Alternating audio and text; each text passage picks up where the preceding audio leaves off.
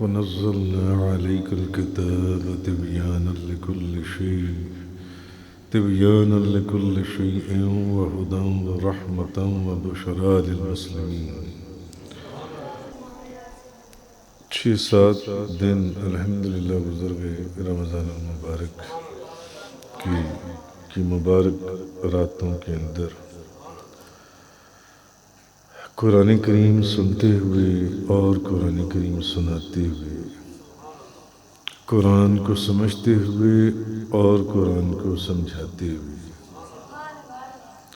قرآن کریم کو پڑھتے ہوئے اور قرآن کریم کو پڑھاتے ہوئے، اور قرآن کریم کی عظمت، اس کے فضائل کے سلسلے میں چند آیات کی تفسیر آپ لوگوں کے سامنے پچھلے چند دنوں میں بیان کی۔ مثلا جیسے اس آیت کا ذکر گزرا تھا وَإِذَا قُرِئَ الْقُرْآنُ فَاسْتَمِعُوا لَهُ وَأَنصِتُوا لَعَلَّكُمْ تُرْحَمُونَ، اور جب قرآن مجید پڑھا جائے تو اس کو غور سے سنو اور خاموش رہو تاکہ تم پر رحم کیا جائے۔ اور اس کا بڑا تفصیل سے اس کی تفسیر کا بیان ہوا تھا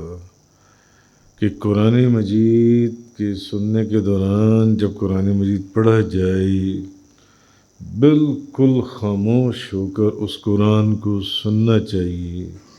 نہ کہ بیٹھ کر گپ شپ یا آپس میں گفتگو میں مصروف ہو جانا چاہیے۔ اور اسی طرح پھر ایک آیہ مبارکہ کا ذکر ہوا وَنَزَّلْنَا عَلَيْكَ الْكِتَابَ تِبْيَانًا لِكُلِّ شَيْءٍ وَهُدًى وَرَحْمَةً وَبُشْرَى لِلْمُسْلِمِينَ، اور ہم نے آپ پر اس کتاب کو نازل کیا جس کے اندر ہر چیز کا روشن بیان ہے، ہر چیز کا اس میں روشن بیان ہے، اور ہدایت ہے اور رحمت ہے اور مسلمانوں کے لیے بشارت ہے، مسلمانوں کے لیے بشارت ہے۔ یہ کتاب جن سی ہے 5-6 روز سے ہم دیکھ رہے ہیں اور آپ بھی دیکھ رہے ہیں کہ تقریباً ساری رات قرآن کریم پڑھتے پڑھاتے سنتے سناتے سمجھتے سمجھاتے گزر جاتی ہے، رات کے 1-1 2-2 بج جاتے ہیں۔ آخری نشست قاری اصغر رضا صاحب کی ہوتی ہے، پھر وہ بھی ہمیں قرآن کا پڑھنا اس کا طریقہ سکھاتی ہیں۔ کہیں درس قرآن ہوتا ہے، کہیں نماز تراویح میں قرآن پڑھا جاتا ہے، قرآن ہی قرآن، قرآن ہی قرآن۔ اب ایک طرف تو اگر آپ دیکھیں تو حدیث جیسے کہ پہلی رات میں نے عرض کی تھی کہ جب رمضان المبارک آتا ہے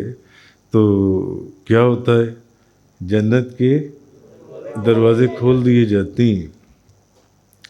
اور ایک حدیث میں ہے کہ آسمانوں کے دروازے کھول دیے جاتے ہیں، اور ایک حدیث میں ہے کہ رحمت کے دروازے کھول دیے جاتے ہیں۔ وہی جب رمضان میں جنتوں کے دروازے کھول دیے گئے، آسمانوں کے دروازے کھول دیے گئے، رحمتوں کے دروازے کھول دیے گئے، اور رحمتوں کے سمندر بہنا شروع ہو گئے، تو ہر ایک کا جی چاہتا ہے کہ یا اللہ اب جب کہ کیونکہ کہتے ہیں نا کہ کسی افسر کے پاس بھی جانا ہو تو کیا کہتے ہیں کہ یار اس کا موڈ دیکھنا، موڈ کیسا ہے اس کا، اگر تو اچھا ماحول ہو تو پھر بات کرنا ہو سکتا ہے معاملہ حل ہو جائے جن سے۔ ایسا ہوتا ہے یا نہیں ہوتا؟ ہوتا ہے نا۔ اکثر آپ اپنے دوستوں کو مشورہ دیتے ہیں اچھا نہیں اگر موڈ صحیح نہ ہوا پھر بات نہ کرنا، پھر کام بننا بھی ہوگا تو ہو سکتا ہے نہ بنے کام جن سے، ایسے ہے نا۔ تو اب رمضان المبارک کے اندر تو ہم یہ دیکھتے ہیں کہ یار اللہ نے ماحول بھی بن گیا ہے، اور اللہ کی رحمت کے سمندر بہ رہے ہیں، جو حدیث میں ہے کہ رمضان میں اللہ کی رحمت کے دروازے کھول دیے جاتی ہیں، اور پھر کیا کہتے ہیں جنتوں کے دروازے کھول دیے جاتی ہیں۔ جنتوں کے دروازے کھول، اس کا مطلب ہے کہ ماحول بھی اچھا ہے، ماحول بھی اچھا ہے، اور طبیعت بھی ہے۔ بخشش کے دروازے کھل چکی ہیں، ہر روز 10 لاکھ بندہ بخشا جا رہا ہے، 10 لاکھ بندہ گناہ گار جن پر جہنم واجب ہو چکی، ہر روز 10 لاکھ بندہ بخشا جا رہا ہے۔ اور 29ویں کی رات پورے اتنے لوگ جتنے 28 دنوں میں بخشے گئے، اور پھر آگے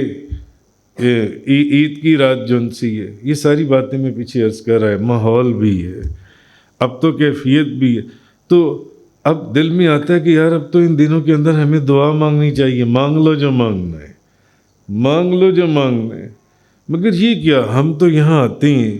ساری رات قرآن سننے میں گزر جاتی ہے، قرآن پڑھنے میں گزر جاتی ہے، یہ کیا معاملہ ہے؟ ہمیں مانگنے کا ٹائم ہی نہیں دیا جاتا کہ چلو یار کل سے ایک نشست مانگنے کی بھی رکھی جائے تاکہ سب لوگ بیٹھ کر اس میں دعا مانگیں۔ ہاں 10 منٹ بیٹھیں، 20 منٹ بیٹھیں اور سارے اکٹھے، اب دعا کی نشست ہوگی، اب دعا کی نشست ہوگی آدھی رات کے وقت، جب سب سحری کے وقت تھک کے جا رہے ہوتے ہیں آپ لوگ روزانہ، اب اس وقت ایک دعا کی بھی نشست شروع کر دو جن سے، کیونکہ بھئی رحمتوں کے دروازے تو کھلے ہوئے ہیں، برکتوں کے دروازے کھلے ہوئے ہیں،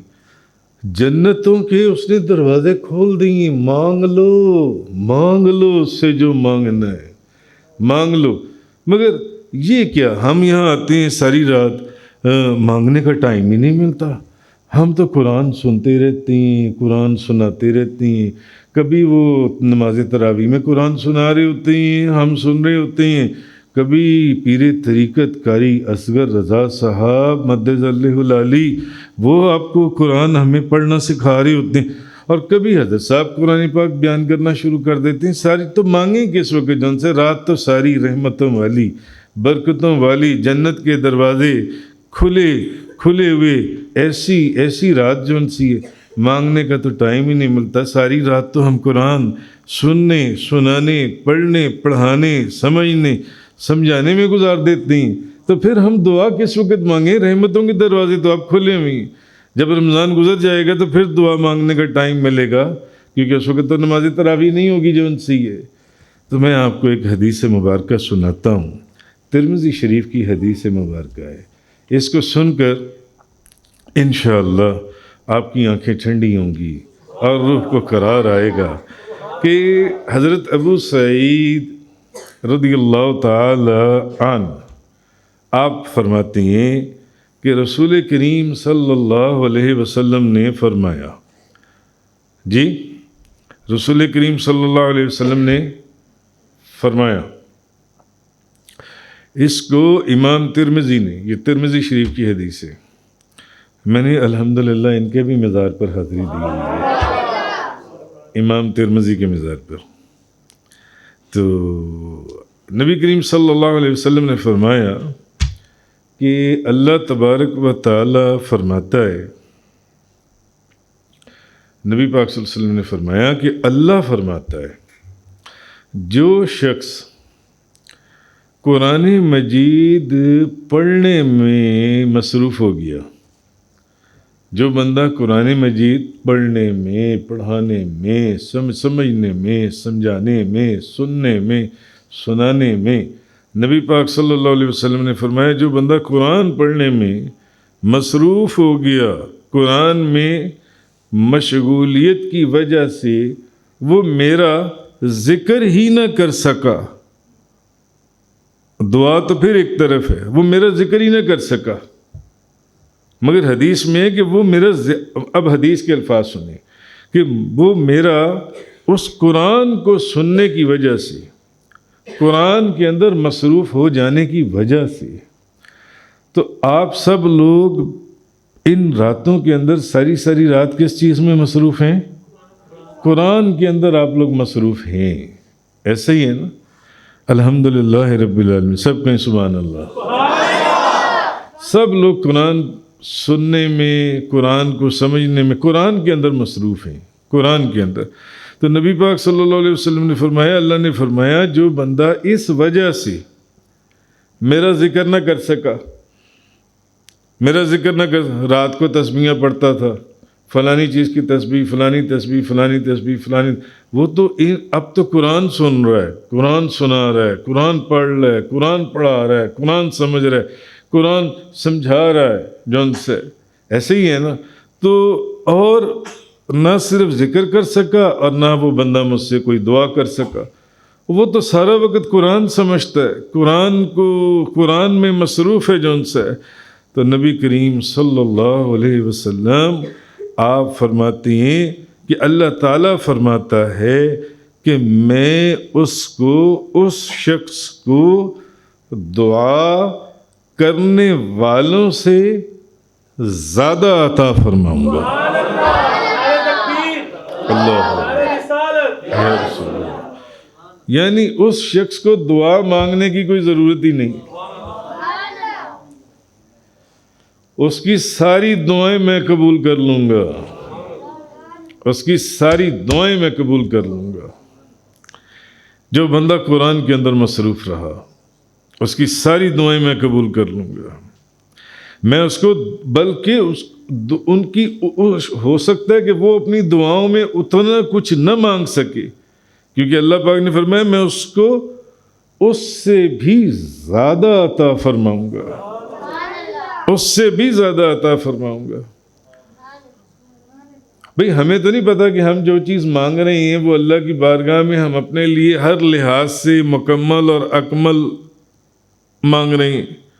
مگر وہ جانتا ہے کہ ہم جو مانگ رہے ہیں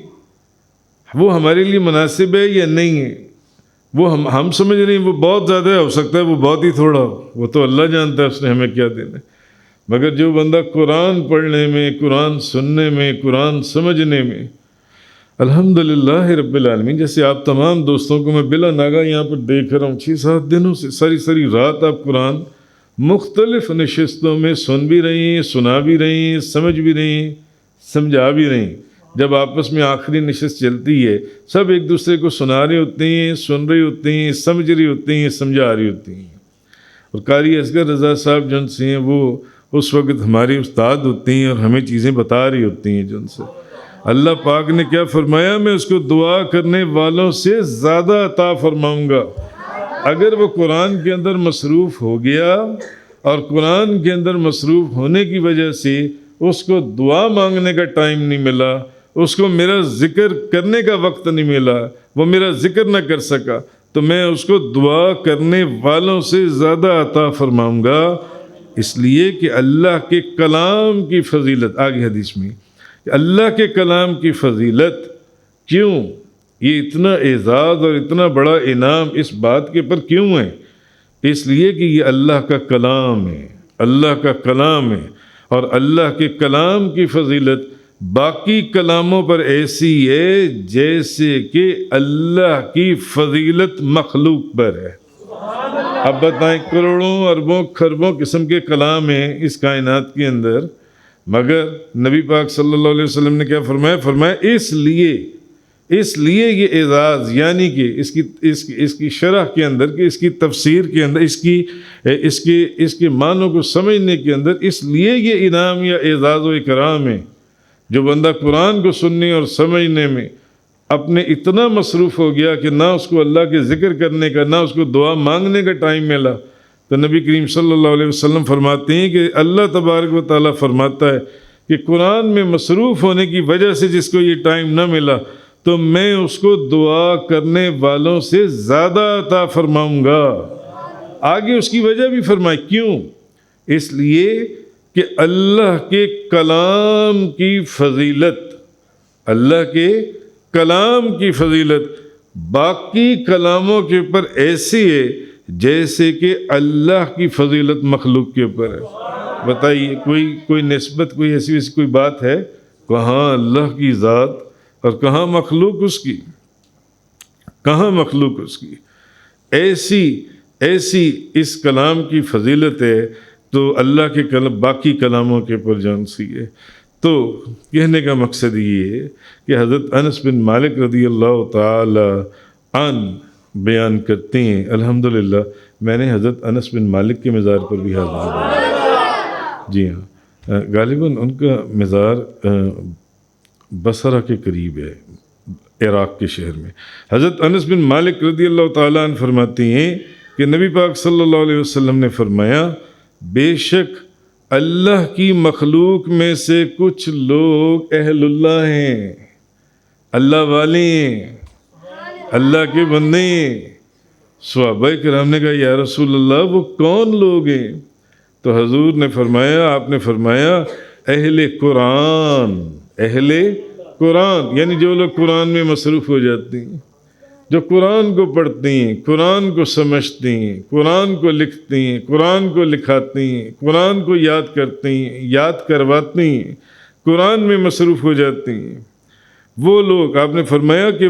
اہل قرآن وہ اہل اللہ ہیں، اور یہ اللہ کے خاص لوگ ہیں، اللہ کے خاص لوگ ہیں۔ نبی کریم صلی اللہ علیہ وسلم نے فرمایا، اسی لیے ایک حدیث میں یہ ہے کہ نبی پاک صلی اللہ علیہ وسلم نے فرمایا صرف دو لوگوں کے ساتھ حسد کرنا جائز ہے، ورنہ آپ کو پتہ ہے حسد کرنا کتنا بڑا گناہ اور گناہ کبیرہ، کیسے کیسے گناہوں کے اندر یہ آتا ہے حسد کرنا، جس کی تفصیل پچھلے سال رمضان میں گزری تھی، شاید اس دفعہ بھی آئے۔ حضور نے فرمایا 2 لوگوں کے ساتھ حسد کرنا جائز ہے، ایک وہ شخص جس کو اللہ نے مال دیا اور وہ رات دن اس مال کو اللہ کے راستے میں خرچ کرتا ہے، بس دین کی تعلیم کے لیے، قرآن کے لیے، حدیث کے لیے، اللہ کے راستے میں وہ خرچ کرتا ہے۔ اور دوسرا وہ شخص جس کو اللہ نے قرآن دیا اور وہ دن میں بھی اور رات میں بھی، قیام میں بھی قرآن پڑھتا ہے، قرآن پڑھتا ہے۔ یہ وہ لوگ ہیں جن سے اجازت دی گئی ہے حسد کی۔ حضرت علی کرم اللہ وجہ الکریم سنن ابن ماجہ رضی اللہ تعالی عنہ آپ فرماتے ہیں کہ نبی پاک صلی اللہ علیہ وسلم نے فرمایا، حضور نے فرمایا جس نے قرآن مجید پڑھا اور پھر اس کو یاد کیا، قرآن مجید پڑھا اور پھر اس کو حفظ کیا، یعنی قرآن پڑھا اور اس کو حفظ کیا، جیسے ہمارے قاری اصغر رضا صاحب، جیسے حافظ محمد صاحب اور یہ جتنے بچے حافظ قرآن ہیں، نبی کریم صلی اللہ علیہ وسلم نے فرمایا کہ جس شخص نے قرآن مجید پڑھا اور اس کو حفظ کیا، اللہ اس کو جنت میں داخل کر دے گا۔ اس کا مطلب ہے جس نے قرآن پڑھا اور یاد کیا، حفظ کیا، یہ لوگ تو پھر جنتی ہیں، جنتی ہیں، یعنی جنتیوں کو دیکھنا ہو تو ان لوگوں کی زیارت کر لیں آپ۔ جب ہم یہاں سے فارغ ہوں تو وہاں کھڑے ہو کر سب ان کی زیارت کریں جاتے وقت، چلو کسی جنتی کی زیارت تو کریں نا۔ حافظ قرآن جنتی ہے، جنتی ہیں، جس نے قرآن پڑھا اور اس کو حفظ کیا، اللہ اس کو جنت میں داخل کر دے گا۔ معلوم ہوا یہ جنتی لوگ ہیں، یا یہ جتنے بچے جنہوں نے قرآن حفظ کیا ہو یہ جنتی لوگ ہیں، جنتی لوگ ہیں۔ اور اس سے بھی جو بڑی بات نبی کریم صلی اللہ علیہ وسلم نے آگے فرمائی کہ اللہ تعالیٰ اس کو اس کے گھر کے 10 ایسے افراد جن پر جہنم واجب ہو چکی ہوگی، وہ جو قرآن پڑھنے والا ہے، قرآن کو یاد کرنے والا ہے، قرآن کو حفظ کرنے والا ہے، اللہ تعالیٰ اس کو اجازت دے گا کہ وہ بندہ اپنے گھر میں سے 10 لوگ ایسے چن لے، خاندان میں سے ایسے چن لے، ملنے والوں میں سے ایسے چن لے، وہ بندہ جن سے کہ جن پر وہ بندے جن پر جہنم واجب ہو چکی ہے، یعنی جو جہنمی ہیں، جہنمی ہیں، اس کو اللہ تعالیٰ اجازت دے گا کہ ان 10 بندوں کی وہ بندہ شفاعت کر کے سفارش کر کے ان کو جنت میں لے جائے. کتنی بڑی بات ہے, کتنی بڑی بات ہے, مجھے آپ بتائیے. تو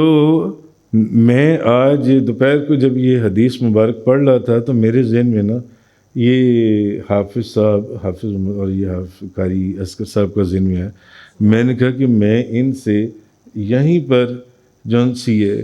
کیا کہہ لیں ایڈوانس بکنگ کروا لوں اور ان سے میں کہوں کہ بھئی ہمیں وہاں یاد رکھیے گا, باقی 9 بندے ادھر سے لے لیجئے گا, ایک ہمیں بھی اگر کوئی ایسی بات ہو تو ہمیں بھی ساتھ لے جائیے گا جنت میں. یعنی نبی پاک صلی اللہ علیہ وسلم کی زبان, حضور کی زبان مبارک, جس شخص نے قرآن مجید پڑھا اور اس کو حفظ کیا وہ تو بندہ ہے ہی جنتی. یہ جنتی لوگ ہیں. یعنی آپ نے جنتیوں کی زیارت کرنی ہو تو قرآن پڑھنے والوں کی, قرآن کو یاد کرنے والوں کی آپ زیارت کریں, ان کے چہروں کو دیکھیں گے, جنتی لوگ ہیں جون سی ہیں. اور اس بندے کو 10 بندے دوزخ جہنم میں سے نکلوانے کی اجازت ہوگی. نکال لو, جس کو لے کے جانا ہے جنت میں لے جاؤ, جس کو لے کے جانا ہے جنت میں لے جاؤ. تو کہنے کا مقصد یہ ہے کہ یہ انعام ہے. اس لیے کل کے بیان میں اگر آپ کو یاد ہو تو میں نے آپ لوگوں سے عرض کیا تھا, کوشش کریں کہ کل میں نے آپ لوگوں سے ایک وعدہ بھی لیا تھا. میں نے کہا تھا کہ آئندہ آپ لوگ سارا دن اپنے دفتروں میں ہوتے ہیں, اپنے کاروبار میں کرتے ہیں, دکانیں ہیں, جو بھی آپ لوگوں کے سارا سسٹم چلتا ہے. مگر میں نے آپ لوگوں سے عرض کیا تھا کہ صرف ایک 10 منٹ روز کی آپ لوگ مجھ سے وعدہ کریں کہ آپ لوگ روز کے 10 منٹ قرآن کو یاد کرنے میں, قرآن کے یاد کرنے میں آپ لوگ لگائیں گے. اور آپ لوگوں نے مجھ سے وعدہ کیا تھا کہ ہم یہ وعدہ پورا کرتے ہیں. فاروق صاحب کہہ رہے ہیں کہ بالکل وعدہ کیا تھا, اور انہوں نے دونوں ہاتھ اٹھائے ہوئے ہیں جن سے. اور تو اس کا مطلب ہے آپ آج 10 منٹ پڑھ کر آئیں, یاد کر آئیں ہیں. ہاں 10 وہ اپنا وعدہ پورا کر آئیں ہیں. کس نے آج اپنا وعدہ پورا کیا ہے؟ نعیم نے وعدہ پورا کیا ہے. اور اچھا ماشاءاللہ الحمدللہ کافی دوستوں نے اپنا وعدہ پورا کیا, اور کافی دوست بھول بھی گئے ہیں جو ان سے کل وعدہ کر کے, حالانکہ انہوں نے پورے سال کا انہوں نے وعدہ کیا تھا جب تک ہماری زندگی ہم انشاءاللہ روزانہ 10 منٹ کے لیے قرآن کو سمجھیں, قرآن کو یاد کریں, اور اپنے بچوں کے دلوں میں رغبت شوق پیدا کریں. کہ کیونکہ یہ ماں باپ کے, اگر ماں باپ کے دل میں خلوص اور اخلاص اللہ اور اس کے رسول کی محبت ہے تو وہ اپنے بچوں کے دلوں کے اندر اسلام اور پیغمبر اسلام اور قرآن ان کی محبت کے دریا بہا سکتی ہیں. اگر ماں باپ کو اللہ تعالیٰ نے بڑی ایک طاقت دی ہے کہ ماں باپ اپنی اولاد کو قرآن اور حدیث کے سانچے میں ڈھال دیں. اور یہ نعمت جس کو مل جائے, حضرت ابو امامہ رضی اللہ تعالیٰ عنہ بیان کرتے ہیں کہ نبی پاک صلی اللہ علیہ وسلم نے ہمیں قرآن مجید پڑھانے کا حکم دیا, اور قرآن پڑھایا کرو. میں کہتا ہوں آپ کو ایک آیت یاد ہے, اپنے بچوں کو پڑھائیں روزانہ, نبی پاک صلی اللہ علیہ وسلم کے حکم کو پورا فرمائیں, سمجھیں, اس وقت کو نکالیں, کیونکہ وقت دنیا میں بہت کم ہے. ہر روز آپ کو قبر آواز دے رہی ہے, یاد کر رہی ہے آپ کی قبر جس کے اندر آپ نے جانا ہے, کسی کے سامنے آپ کو پیش ہونا ہے, جہاں جزا اور سزا کا میدان سجنا ہے. تو کہنے کا مقصد یہ ہے کہ وقت بہت کم ہے, اپنی اولاد کو یہ چیز سکھائیں, سمجھائیں جون سا ہے. تو قرآن مجید پڑھانے کا نبی پاک صلی اللہ علیہ وسلم نے, حضرت ابو امامہ رضی اللہ تعالیٰ عنہ فرماتے ہیں کہ نبی پاک صلی اللہ علیہ وسلم نے ہمیں قرآن مجید پڑھانے کا حکم دیا. حضور نے ہمیں قرآن مجید پڑھانے کا حکم دیا, اور اس پر یعنی ہمیں ترغیب دلائی حضور نے جون سے. اور فرمایا قیامت کے دن جب قرآن پڑھنے والے کے گھر والوں کو بہت سخت حاجت ہوگی، جب قرآن پڑھنے والے، جو بندہ قرآن پڑھتا تھا، جس نے قرآن یاد کیا، اس کے گھر والوں کو بہت سخت حاجت ہوگی، تو قرآن ان کے پاس آئے گا اور مسلمان سے کہے گا، اس شخص کو کہے گا جس نے قرآن پڑھا تھا، جو قرآن پڑھا کرتا تھا، جو قرآن یاد کیا کرتا تھا، جس نے قرآن کو یاد کیا، اس کو کہے گا اس مسلمان سے، تم مجھے پہچانتے ہو میں کون ہوں؟ پہچانتے ہو مجھے میں کون ہوں؟ وہ شخص کہے گا تم کون ہو؟ تم کون ہو؟ تو وہ کہے گا کہ میں وہ ہوں جس سے تم محبت کرتے تھے، جس سے تم محبت کرتے تھے اور جس سے جدائی کو ناپسند کرتے تھے، یعنی تم ہر وقت میرے اندر ہی مصروف رہتے تھے۔ میں وہ ہوں جس کے اندر تم مصروف رہتے تھے، اور مجھ سے تم بڑی محبت کرتے تھے اور میری جدائی سے تم نفرت کرتے تھے۔ تو جو تمہیں کھینچتا تھا اور تمہیں اپنے قریب کرتا تھا جن سے،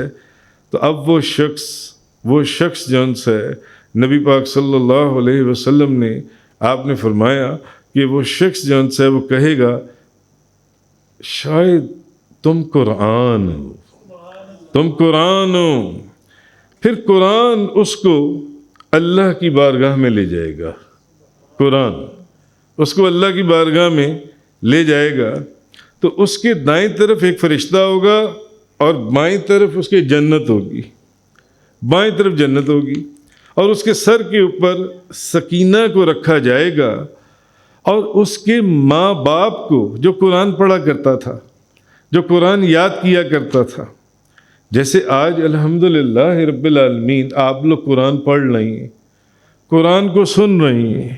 قرآن کو یاد کر رہی ہیں، اور ساری رات اس میں مصروف ہیں قرآن کے اندر آپ جن سے۔ اچھا، تو اس کے دائیں طرف جب وہ پہچانے گا کہ شاید تم قرآن ہو، تو اس کی دائیں طرف ایک فرشتہ ہوگا اور بائیں طرف جنت ہوگی، اور وہ اس شخص کو اللہ کی بارگاہ میں لے جائے گا، اور اس کے سر پر سکینہ کو رکھا جائے گا، اور اس کے ماں باپ کو تمام دنیا سے قیمتی مہنگے ترین حلے دیے جائیں گے۔ تو وہ کہیں گے، اب وہ جب اس کے ماں باپ کو وہ انعام دیا جائے گا کہ ہمارے اعمال جو ہیں وہ تو اس انعام کے لائق ہی نہیں تھے، ہمارے اعمال اس انعام کے لائق ہی نہیں تھے، یہ کس چیز کا صلہ ہے کہ جنت کو ہمارے سامنے رکھ دیا گیا، سکینہ کو ہمارے سر پر رکھ دیا گیا، جنت کو سامنے رکھ دیا گیا، قیمتی لباس اور یہ سارے یہ انعامات جو ان سی ہیں۔ تو اب قرآن کہے گا کہ یہ تمہارے بیٹے کے قرآن پڑھنے کی وجہ سے ہے، یہ تمہارے بیٹے کے قرآن پڑھنے کی وجہ سے ہے، جو آپ کے والد کو اور آپ کے ماں باپ کو جو انعام دیے جائیں گے وہاں پر جان سے۔ اور حدیث میں نے وہ حدیثیں دو اکثر سنائی ہیں، ایک حضرت ابو ہریرہ اور ایک حضرت ابو سعید خدری رضی اللہ تعالی عنہما والی جون سی ہیں، کہ قیامت والے دن ایک بندہ کہے گا کہ یا اللہ مجھے جنت میں اتنا اعلیٰ مقام، میرے تو ایسے کام ہی نہیں تھے دنیا میں، اور ایک بندہ کہے گا کہ مجھے اتنی نیکیاں، میری پہاڑوں کی مثل میری نیکیاں، میرے تو دنیا میں ایسے کام ہی نہیں تھے، میں تو بڑے عجیب و غریب گندے کاموں میں ملوث تھا، یہ نیکیاں اور یہ انعام اور یہ جنت میں میرا مقام۔ تو اس کو کہا جائے گا یہ تیرے بیٹے کی، تیرے مرنے کے بعد تیرے حق میں تیری نیک اولاد، اگر اولاد نیک ہے، ورنہ تو اولاد جہنم کا دروازہ کھول دے گی، یہ تیری نیک اولاد کی دعائیں اور اس کا ذکر اور اس کی عبادت اور اس کی نیک کاموں کی جزائے جو تجھے دی جا رہی ہے کہ جنت میں پہاڑوں کی مثل تیری نیکیاں ہیں اور اتنا اعلیٰ تجھے مقام عطا کیا گیا۔ تو کہنے کا مقصد یہ ہے کہ کچھ لوگ، مفسرین نے لکھا ہے، وہ دوزخ کے ڈر سے، کچھ لوگ